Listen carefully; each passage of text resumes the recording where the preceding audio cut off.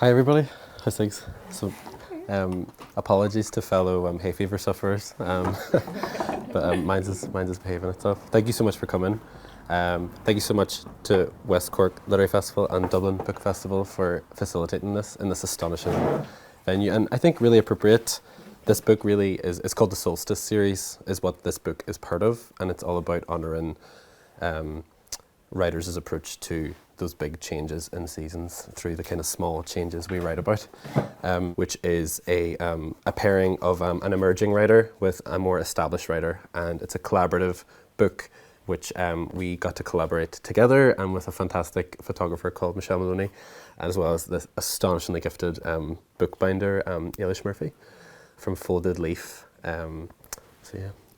Yeah, I just echo what Mícheál said, and thank you everybody for coming, going me my agate. We're like consistently blown away, Mícheál and me, when I think it's safe to say, when we think about or talk about this thing, this creature. Like it's not really a book to me. It doesn't really feel like it's something that can be placed in someone's hands as such. It's quite like the seasons or these anchors of the Celtic year. In many respects, it's quite solstice-like. It's quite equinox-like. It's a bit dancing, you know. It's a bit like a flame.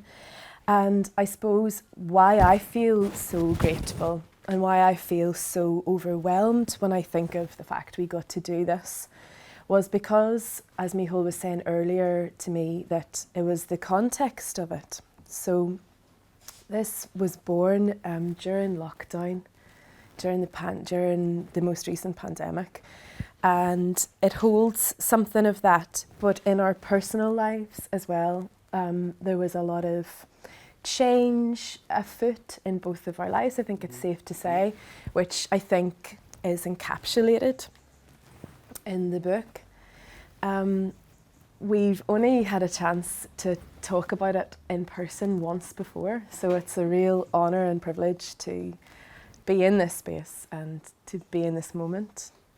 And I suppose like it could go anyway. We could just talk, blah, blah, blah, blah. We could like ask each other questions or something. But I suppose we will each read.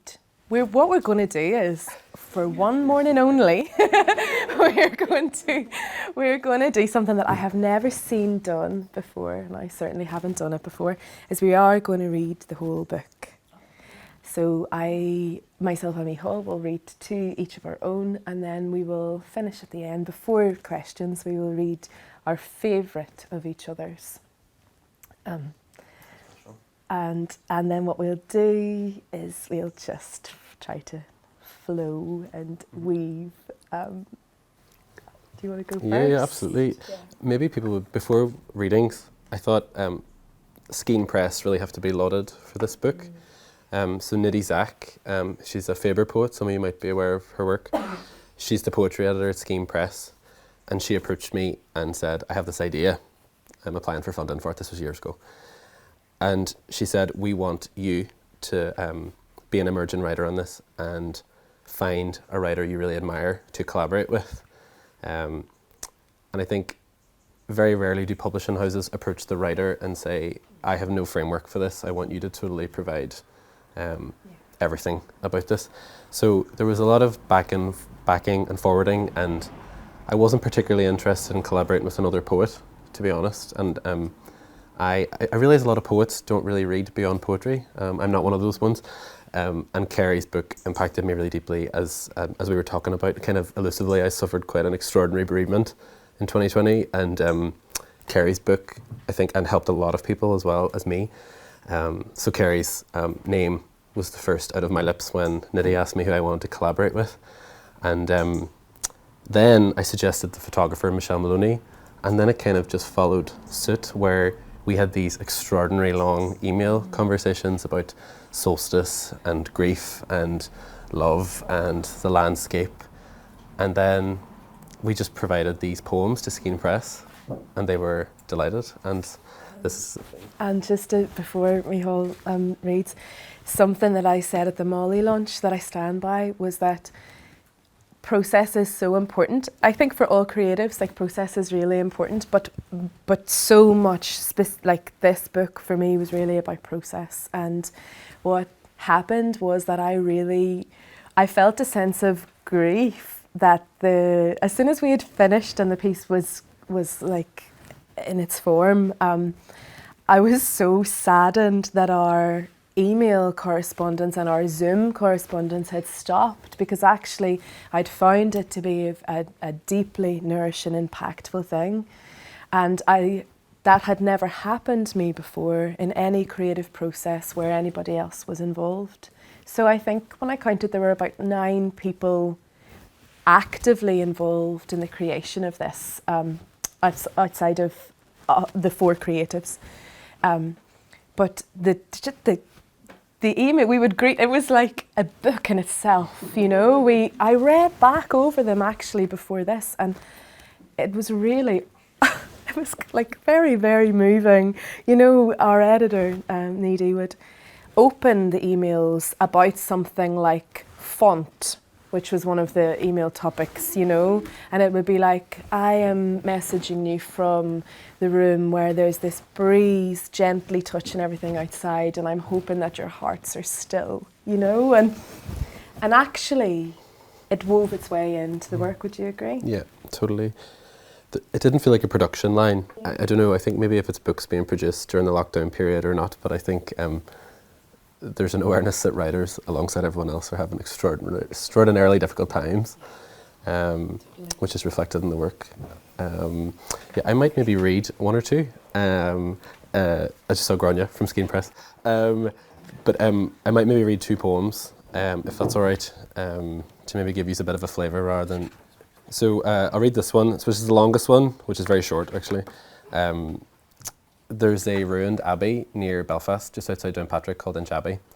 And to be a person who's interested in Irish poetry, you're kind of all about, you're thinking about dialoguing with the people who've spoken before you, right? So to be from Derry, for example, I'm in conversation with Colette Bryce and Seamus Heaney and all these people without even realising that I'm dialoguing with them. So quite often what you find is these images of ruins and big arch buildings come through a lot of Irish poetry, and I think that as an image trope is people's way of speaking back to tradition.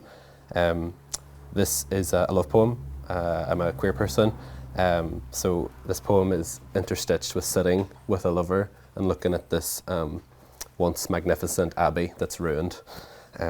It's called Holding a Thermos and Sitting at Inch Abbey, with the man whose name promises faith, who always follows an eccentric ghost of a lover. Eventually, I find my way here, on a greening wood bench in full view of ruined vaulting and lean lancet windows. The panes are so clean you'd barely see them. If the objective of Gothic architecture is light, then do away with the glass. The overcast morning blued, and water birds began to coast like frisbees over the river where midges dizzy.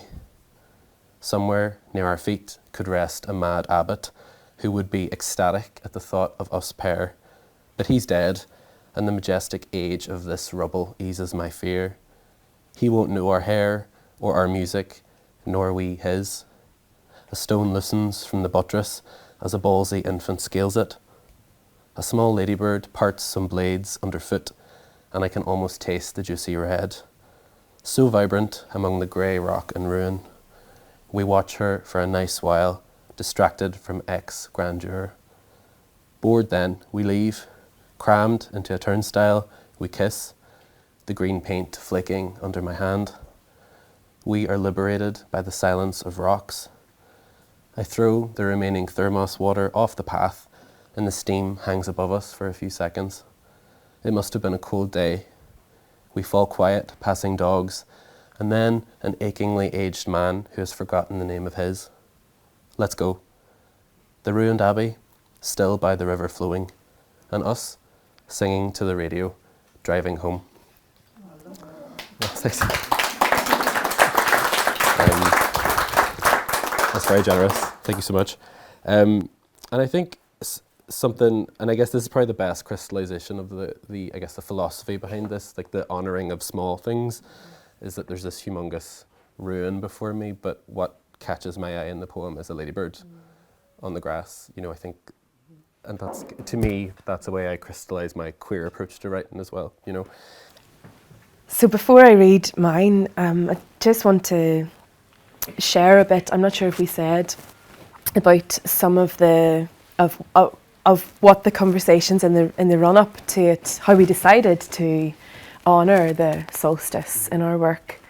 So I was heavily pregnant when we began to talk about it, and I had found that in the third trimester, so in the part of the pregnancy that I was in, that I was drawn increasingly to keep a daily record of very small things. We were locked down fully, and I didn't see anyone except my partner or the bump for an incredibly long time, and we were walking in the same field every single day. So something about our discussions focused around the minutiae, the small, and the beauty in the everyday, and just slowing down really. But then, I think it's okay to share this, something that we talked about on a Zoom call was that I said, it's really embarrassing, because I would get termed a nature writer, but it's really embarrassing because actually quite often around the time of like the solstice or the equinox or all of these anchors, I can feel at my worst. Like I do struggle with keeping my mental health buoyed anyway, like I think a lot of creatives do historically, and I can feel, I said to Mícheál, like I can feel like I'm supposed to be, you know, really embracing it and really like flowing with it and just like this beautiful goddess like experience, but actually I can feel really dark and I can feel really scared, and I often don't do the things on the day that we are supposed to do in, you know, we're supposed to have our fire on a particular day, and we're supposed to swim on a particular day and burn this on a particular day, and I don't. And thankfully Mícheál kind of agreed, because she said, yeah, sometimes it can be like a weird time around those transitions, and something about speaking that truth really supported me in that final part of my pregnancy, and actually has supported me in my existence as a Celtic person on this island, because actually what I realised was that these transitions that happen seasonally and throughout the calendar are huge, like they're vast, and we feel their ripples for quite a long time, and we feel them in our everyday life. And full moon can leave me very rent of energy, and then suddenly I remember then, yeah, that's me. I've been up and then I'm down and then I'm regaining my strength again, and the solstice can do that.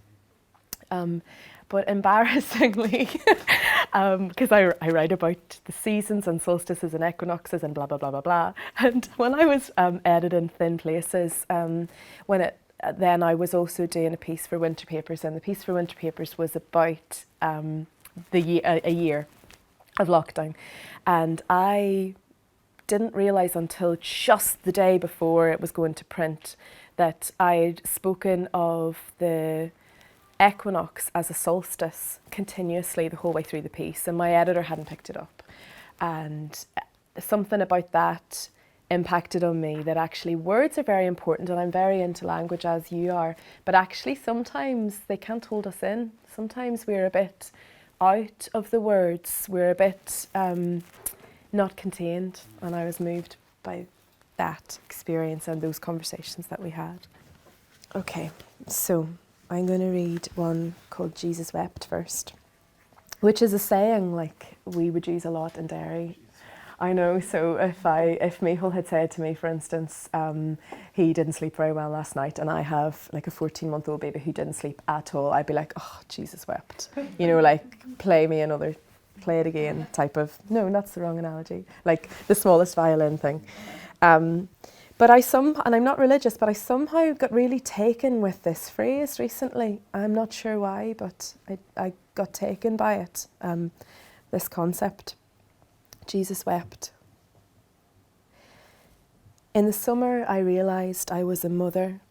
I cried more than I have in all the summers that came before. The tears came without warning. I had no way to stop them. Before this year, I'd always thought crying and weeping were the same thing, but oh, they are not.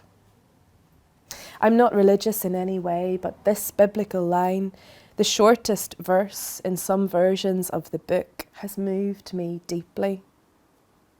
I understand now how a woman could use her tears to wash his human feet. Understand why mother is a word older than mourner. I weep over my son's small, soft body. I will mourn the loss of washing his feet someday. Like that woman in that book about crying, so many tears in my eyes, the words regrew fins.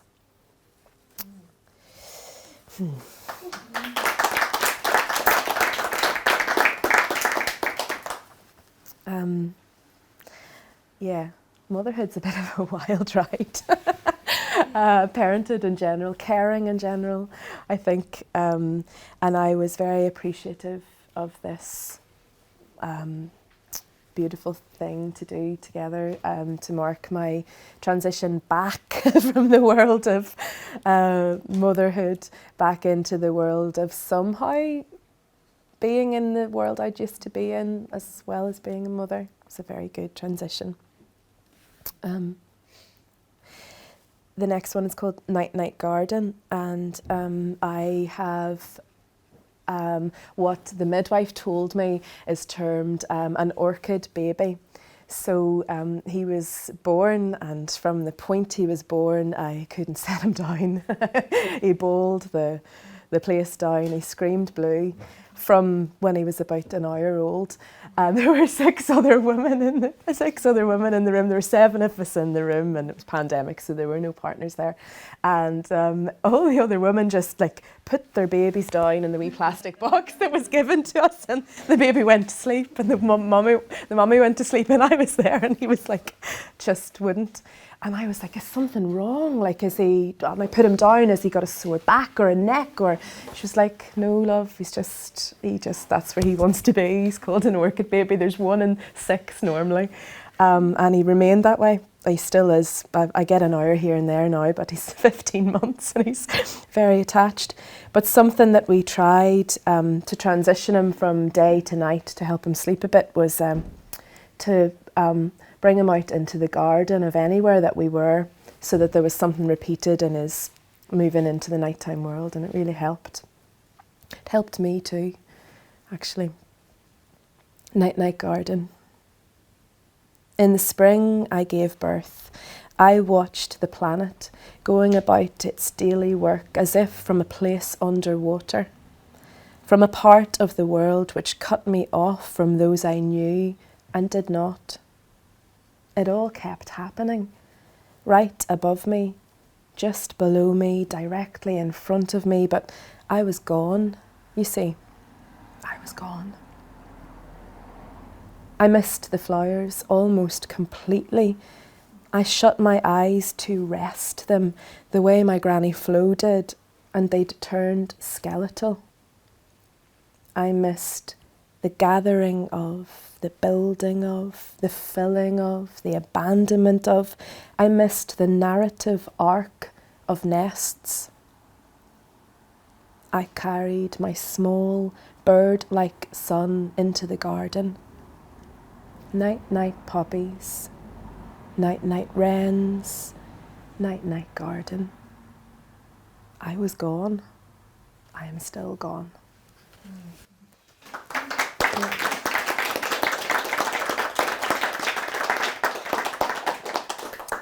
You mentioned the word approach, and I guess for anyone who hasn't read it, you have to read them places. It's an extraordinary and a really unique book, I think. But obviously your muse there is really the elemental quality of Irish landscape, the border. But these poems, these lyric fragments, your muse has become your baby. Yeah. How has that changed your approach to writing? Yeah, it's a really brilliant question. It's been huge. I somehow had this idea. I don't know where it came from, but I somehow thought that I would just be pregnant, I would give birth, and then I don't know who was going to come in and then mother my baby. I was just going to go back and sit at my desk, and I was going to be exactly who I was before, and I was going to write about the same stuff. And but the thing is, I pretended I thought that, but I sort of knew that I'd be changed beyond words. I knew very early in that I was changed beyond words. I knew from how I interacted with the landscape around me. I live in the central bog of Ireland, and it's a dangerous place to walk. I've had an incident where I very nearly drowned in the bog. Went in after my dog, who was drowning, and stupidly went in after and got stuck. It was a bog hole. And actually that was about a week before I decided to start trying for a baby. And so I know that it's dangerous. And when I was pregnant, I knew I still needed exercise, and we were in a 2-kilometre lockdown, so I could only walk in the field or in the bog. And I noticed instantly that not just how I thought or how I wrote changed, how I was in the world changed. Instantly things were different. Things were changed beyond compare, both for the good and for the bad. So like normally there's this bit that connects the two fields, and it's like a wee stone left over from the railway line. And like I would just tweak myself over and it was grand. And instantly I'm there and I'm like, I can't do that. Instantly can't do that. Can't just hoik myself up over a gate that doesn't open to get into where, you know, the meadowsweet is growing. Instantly changed in the world. And then swimming as well. So like when it opened up and we were allowed to go around Ireland, I was like, right, I haven't swam with my baby yet. I need to get in the sea. And instantly turned up in Dunleary, like, yeah, this is grand. And then realised that I wasn't going out anywhere into the sea. I was hugging the steps, and changed beyond. He didn't need to be born for me to be changed. So obviously me interacting in the world being different meant that how I would write the world would be different, and I don't know if it's ever going to go back, I suppose. You have a new muse, though. I don't see how that can be a bad thing. Yeah. Fairness. Interesting. So something that you mentioned when we were at Molly really affected me, and I told you I've been carrying the fragment around with me and bringing it into every book I've read since. You said that as a queer poet, you were aware of the fact that how you wrote the natural world was very specific, not just to you, but also to your identity as a queer poet. And you said that someone else had noted that when you write the natural world, you write it from a place of internalised safety. And it blew me away because I had never taken that from your work. And I've read, basically everything you've written a lot over and over. And it blew me away that you have this ability to write the natural world from inside. And again, the name of your first collection, Safe Home, is really important, where we come from that phrase. In Derry, it's I'm sure it is in other places too, but it's a very important thing in Derry. And I feel like in this collection you've challenged yourself, but I also feel you've challenged that tradition. Yeah. I wonder, could you talk a bit to that? Totally. Well, for people who weren't at the Molly lunch, sorry to be rephrasing myself for anyone who was there, but Eva Griffin, the poet, is interviewed me for a book I have coming out, a pamphlet of poems next month, and in it she said something to the effect of, I notice when you're writing poems, be they love poems, whatever they are, that feature the natural world, there's a medium, usually like I'm looking through a window or a plane window, or I'm in a car, I'm in a train, there's a degree of safety, and to me, and let's talk about inspirations later, I guess, but my touchstone writers are ones that are committed to the domestic, right? Like territory is important for queer people, you know, a door you can close and a door you can admit people into. So part of our correspondence was me kind of, how to say politely, panicking about how do I engage with the solstice, because it's so elemental, it's so huge and world over, and I can't do that from looking out my bedroom window anymore. So, you know, because I guess the Irish landscape, when you think of Irish poets, is, you know, Donegal and the bogs is Heaney, and they use these landscapes as thinking places. Longley uses the Hebrides, right? All these big male. I don't mean patriarchal in anything personal, but you know, it's a patriarchal poetic lineage which I don't feel part of, right? So I've always thought I will cultivate my own space in my poems. So it was actually a very brief poem about swimming in the sea. Felt so unguarded for me to write. You know, I feel like I've set up an artifice of my own territory to protect myself behind, you know. My sense of safety as a queer poet is there. Outside is unsafe, variable. You're not sure how you're going to be, you know, received. Yeah, something I think about all the time and was really challenged by in this book. But I'm not particularly interested in becoming this big elemental epic poet now either.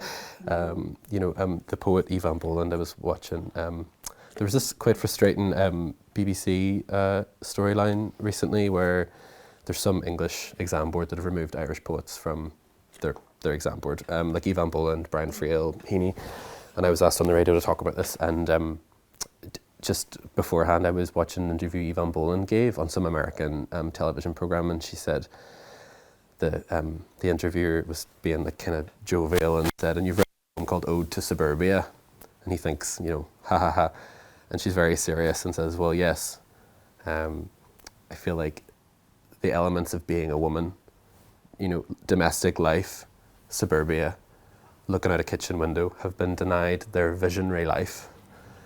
And so the minute, so it's not like I think there is a real validity in being a queer person and writing these domestic scenes because it's kind of like a testimony, right? That's how I witness it. So yeah. That's gorgeous. Diary. That's something that we're both like really taken by, is the realm of the domestic, and both like have a lot of shared loves in who we love to read around that, and you know, they're often either queer poets or like mothers or carers, female generally.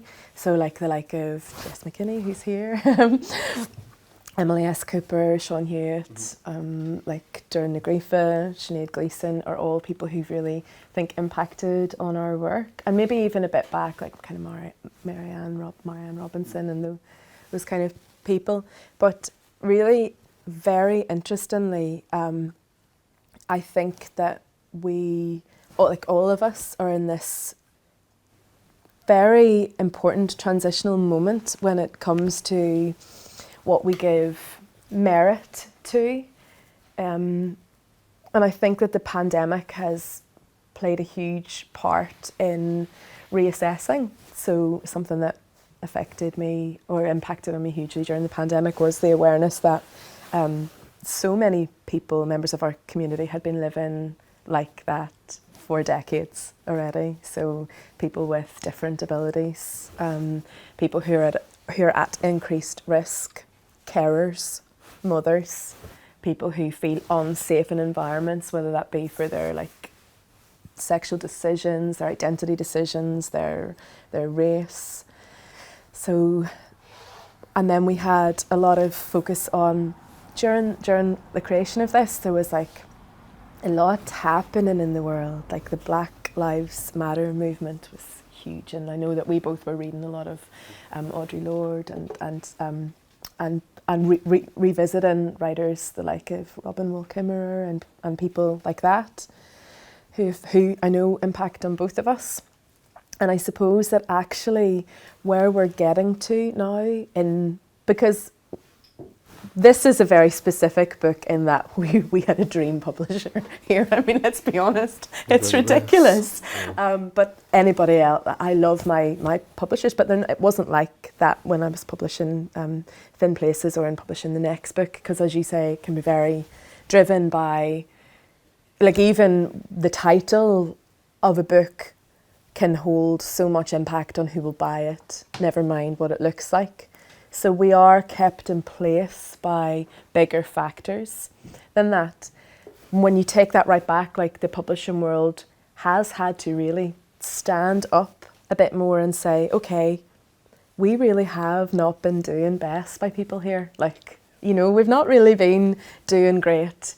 And, you know, you can watch them very sheepishly sort of saying, okay, you know, let's maybe allow for blended events where events are recorded and can be watched online from a place of safety. Or Lynn, who's in the audience, was saying that, like, you know, things like, so say being in the outside world, being the natural world, isn't the same for everybody else as it is potentially for me, or, you know, and allowing for that to come into the realm of publishing, the realm of marketing, the realm of selling is really important. Like, whose voices get to come to the fore? Because the voices that write the natural world are the voices that write our world, that write our identity. And it's very humbling and hopeful and moving for both of us, I know, because we've talked about this, to see there being places set at the table for everybody now, because I don't really want to be part of something that other people who should be there aren't part of. Then it's that sense of responsibility. And when we were publishing this, at every step of the way, I felt that our personal identities and then the greater identity of the book was really honoured. And I suppose publishing in general has this huge responsibility. I was at Boris in County Carlow, the Festival of Writing and Ideas, and Max Porter and Mark McConnell were in conversation about media, the impact on what we hear and read and how it can affect our viewpoints. And Max Porter, who's great, said, like, if you look at America and think about what is being like done there and the decisions that are being made there, and you look at the media, then you can see that they're directly linked. So if people make decisions based on what they're told is right or wrong at a big level, then as soon as you take those baddies away and have a more liberal, not necessarily liberal, but human-based, nature-based outlook, then it follows suit that decisions will change. So, like, I do feel that writers, as Lynn and Nina Minga-Powells were saying last night, writers have a huge responsibility to not to give solutions as such, although some people do, but to just honour what other people are living through and have lived through. And yes, that was a bit meandery, but doing this made me think about it, how that publishers are really important in what goes out into this world and what gets looked at. So the like of you publishing a piece where you're talking about noticing a ladybird it doesn't sound like a big deal, but it's a huge deal. It's a really big deal, right? I think we can all safely say that, like, it is a big deal. We're talking about the fact that postpartum is really difficult on someone's mental health in a normal setting, but like in a pandemic, you know, and how it changes us. You know, we need to talk about this more, because we all began as a babe in arms of a postpartum carer, whether it was father or mother, because not all mothers used to make it through. You know, so actually these things are the core of who we are, and they should be in literature. The climate crisis should be in literature, and it's in our work, even though it's not necessarily. Like in our work, it appears in the like of the weather or the garden and how it is honoured, or solstices and the fact that we don't always get it right, or isolation or loneliness, because actually isolation and loneliness are climate crisis. They are, because we're living out of community, and us living out of community means that we're living out of community with each other, but with the natural world. The fact that we are unable to identify particular things in each other, we can't see that something's happening. In the trees, we can't see that something happens. In the weather. But as soon as we bring it to the minutiae, we can't see. Like something as simple as noticing that someone who... So I have a friend who used to message me every single day. And she stopped messaging every single day. And I noticed it. Like it was a big deal. I noticed that she'd stopped. And I see her as a very strong person, like she's so strong, but she was really experiencing lockdown very, very badly. And it's someone who I didn't think she would. And I'm glad that I noticed, because it's deepened our relationship now. And I think that there's something in noticing, isn't there? Yeah, totally. I mean, I think the publication aspect is the thing that needs to be honed in on the most about this book. Very rarely do publishers take, and Skein Press gets all the lauds for this, like a bottom up, the least established person in this project was approached first and was given, at least in the primordial stages, creative control.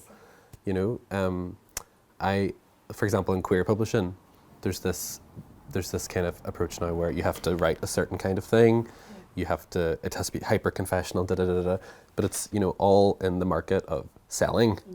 It's hyper capitalist. So now queerness has become sellable, in the same way that like female writing has become sellable in the 19. Do you know, like so for the fact for a publisher to come in at the bottom rather than say, is I think well worth lingering over. I just noticed the time. I don't know how much more time we have, and there is time for questions as well. I feel like we have one more reading to do, and then we would love to hear from you if you have anything you want to say or shout at us or whatever. Do you mind if I read? I'm going to read. This is called Everything Was by Dochartaigh. In the winter, I was pregnant, and I watched a Christmas star above my first garden, the longest night of the year. Everything was soft as it is after the making of things. Bread, love, peace. Everything was silent as it is after the breaking of things. Bread, love, peace. In the autumn, I was pregnant. A writer friend and I both mistakenly referred to the summer solstice as an equinox, or perhaps it was the spring equinox as a solstice, in pieces of work. Neither of our editors caught the errors. They slipped through a veil of one or other form. I'm not sure why this made me feel closer to the friend, the only one I'd made in our new home. Right before a global pandemic set about its achy, grief-laden work. Everything was unknown as the night sky above our heads. Everything was unseen as the deep roots below our feet. Everything was everything was everything. Okay.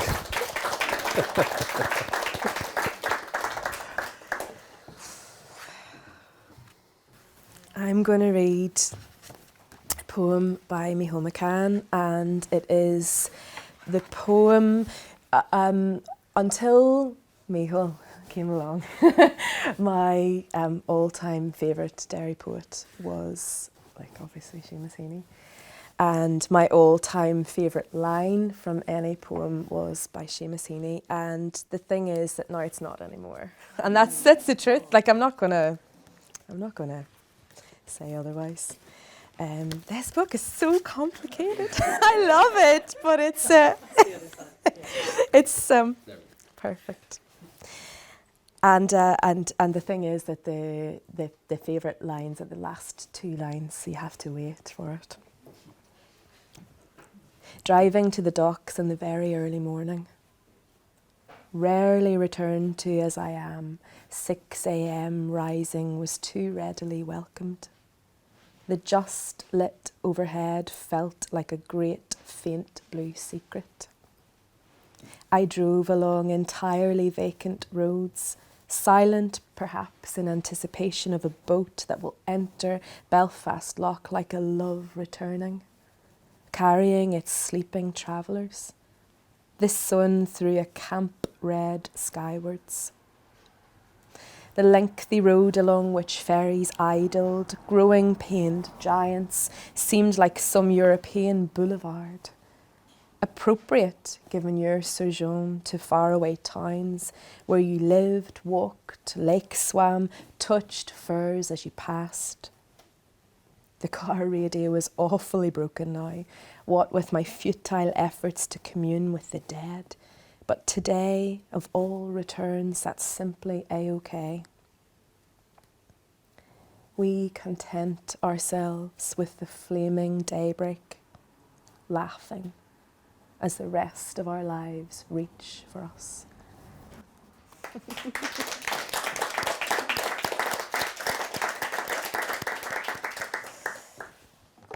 you so much. Thank you so much. Does anyone have any questions? Yeah, I love the shape of your book. It's beautiful, and I wondered what you felt it gave your poems and your projects to have the book in that shape. I think in terms of the collaborative aspect of it, there was different shapes that Eilish had provided. I think there was like a kind of an envelope size one and a square one. I think for me, whenever Eilish presented it, so there was this kind of presentation on Zoom, and she described it. So if anyone isn't aware, so like Kerri's section is here, and there's the photographs here, and my section is here. So they're disparate sections really, but they're bound together. And I just felt that was, because I think our work is different, but I felt that the material aspect of the book connected them while honouring their difference. Completely, Was my and happy totally. thought. And for me as well, something about the shape of it felt musical, because I grew up with CDs, and actually I have to keep it away from my little boy because he's obsessed with CDs at the moment, and he's instantly like looking for the CD in it. So it felt musical, which the whole thing had felt, but also the use of white space on the page for both of us is incredibly important. I think that's safe to say. And I feel like the use of white space is actually quite a political statement. But like what we've been talking about with publishing, and like for instance with my next book, I want to have a lot more white space so that things are impactful, but I've already been given a quota of how many pages I have to play around a year before the book comes out, so I'm only allowed a certain amount because it costs money to make books, do you know? And what in this, the very shape of it allows for, like if it had been an A4, we would have had probably all of our pages spread over a page and a half, but something about this denies the aspect of making money, denies the aspect of the denies the need for our time and our emotion and our love to be accounted for, and I'm okay with that. Kind of glad to be involved. That was a really good question. I was wondering if you could talk about the photography and the way, and like the choice of coming to that photographer, and the way all of like three artists are in conversation at once you bring the photographer in. So I knew Michelle before this project. I actually stayed with her. My partner and I stayed with her last year, and she has these photographs. Not so much excerpted here, but they kind of depict like a real raw mid-Ireland. There's like thistles that are half wilted and kind of bogland and marram grass that's like. It's haunting, isn't it? Yeah, and she writes about grief and like the loss of a child and stuff in these ways that I find very symbolically generative. and also she's such a master. Would, I knew this from talking to her, that she would treat photographs so that they would come through as though they're like through glass, or she would often, so for example, maybe perhaps I could, this is a photograph, I think, I'm not sure what it is, but obviously it's a landscape on the other side of glass with dew coming down it, you know, and I just find that kind of gripping, especially with my own, as we were talking about, like where I'm usually like at a window. And then, so, I mean, what happened, to be frank, was Kerri and I collaborated on the manuscript together, and then Michelle and I spoke about the work, and we read the work together, and then she went off the back of the manuscript to produce the photographs, was how it worked, which was just so generative. And interestingly, sorry, and I feel like I'm quoting stuff she said at the Molly reading, but so like, for example, she read the Punjabi poem and was like, okay, I could be really literal here, or I could lean into the more figurative aspects of what the poem's trying to say. So like she went to Punjabi and thought, no. Yeah, you know, but I think there's like a symbolic interest there, which I was drawn to. Like, you know, I love telling things slant, etc. Yes. As someone prominent once said. Yeah, thanks for that. I wonder, do you look towards the Irish language because the celebration of nature poetry has always been in the language? So I suppose that I am completely moved by the Irish language and how it has an ability to ground us and to remind us and to teach us and to haunt us and to fill us. I grew up without the Irish language, and I write about that in Thin Places, how it deeply affected me and how getting back to what I view as our native language was an incredibly important part of my healing process. And I suppose I don't do it or turn to it because there's a tradition.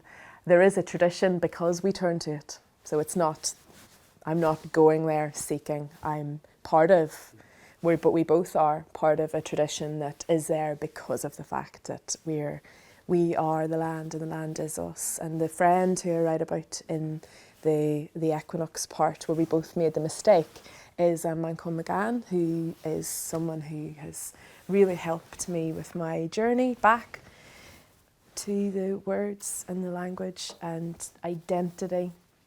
And I suppose that even though the translations aren't available, like I obviously would know enough to understand that there have been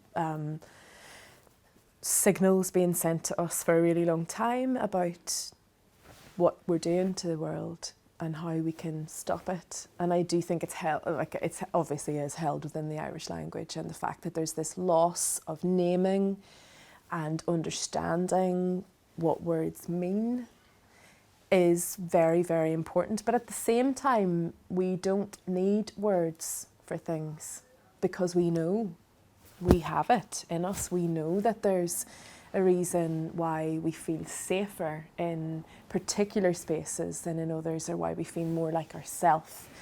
Nina Minga Powell, who's an incredible writer with Canongate, has a stunning book called Small Bodies of Water, which she was discussing last night, and she said that when she's underwater, she feels at home in her body. And I suppose that if we extend that out for us as Celts, not just as Irish people, but as Celts, we know that it's who we are, and that it's like we're at home in particular words or ideas, but it's important to keep them alive and honour them in ways that don't involve being white or being straight or being a writer or being male or being Irish or being from here, because actually it can become a bit like that, and I don't like that, and I don't think it makes anybody feel safe.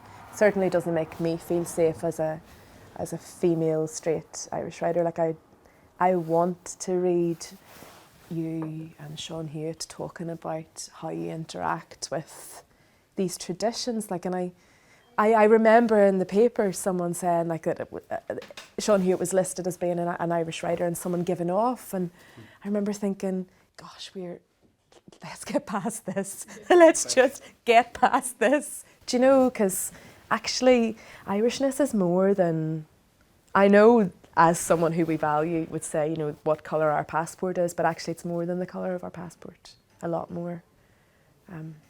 Good question. Very good question. Anyone else? Great. Fantastic. Thank you to Kerri and Mícheál for well done.